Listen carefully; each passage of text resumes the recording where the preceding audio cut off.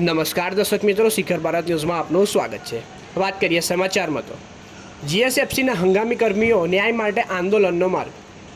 વડોદરા નજીક આવેલી જીએસએફસી કંપનીના આગા કર્મી તરીકે કામ કરતા કર્મચારીઓને 3 મહિનાથી પગાર ન મળતા આખરે વડોદરા લેબર કમિશનર ઓફિસ વિરોધ દર્શાવવામાં આવ્યો।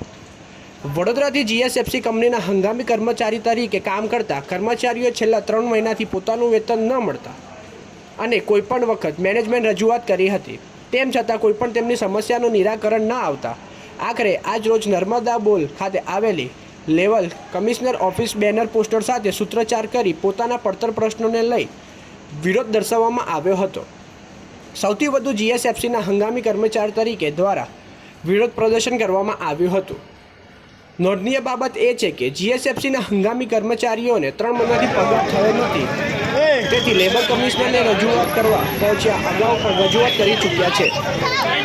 12 બાળકો અને 2 મહિલાઓ 14 જણનું જ્યારે કોર્પોરેશનના પાપે મૃત્યુ થયું હોય અને ત્યારે આવી રીતે ઓ બેન આવી રીતે જો તમે એ કરતા હોય તો એ ખોટું કહેવાય અને આ રીતે નહીં ચલાવી લેવાય। કોંગ્રેસ પક્ષ લડશે અને મહિલાઓની સશક્તિકરણ 12 બાળકો મરી ગયા છે, બે મહિલાઓ મરી ગઈ છે, તો પછી એનું પાપ કોને લાગશે? અને તમે એ માઓને બોલવા નથી દેતા, એ માઓનું મોઢું દબાઈ દે છે। આ પોલીસ છે, એ પોલીસ તો ફક્ત ભાજપનો ખેસ પહેરવાનું બાકી છે, બાકી ભાજપનો હાથો બનીને જ કામ કરે છે। આવી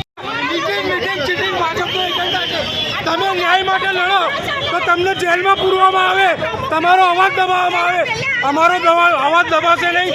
આમાં ઉગ્રમાં ઉગ્ર આંદોલન થશે, કોઈને છોડવામાં નહીં આવે, લખીને રાખજો। જ્યાં ગુનેગારો છે એમને પકડતા નથી અને જે ધરણા અને વિરોધ કરવા આવે છે ભાજપનો એક જ ઇટિંગ મિટિંગ ને ચીટિંગ। સામાન્ય પબ્લિક ન્યાય માગવા જાય તેવું કહે છે, તમે એજન્ડા લઈને આવ્યા। અરે ડૂબી મરો મૃદુ મુખ્યમંત્રી, ડૂબી મરો। 3 વર્ષ થયું ન્યાય નથી મળ્યો એ માતાઓ બહેનોને, પોતાના દીકરા ગુમાવેલા છે એ લોકોએ, પોતાના દીકરા, અને એવું કહેજો પોતાના દીકરા દીકરીઓ માટે ન્યાય માગવા આવ્યા અને એવું કહેજો તમે એજન્ડા લઈને આવ્યા। ડૂબી મરો આ શાસન કરતા અને દરેક વખતે પોલીસને આગળ કરીને અમારી ધરપકડ આ નહીં ચાલવામાં આવે।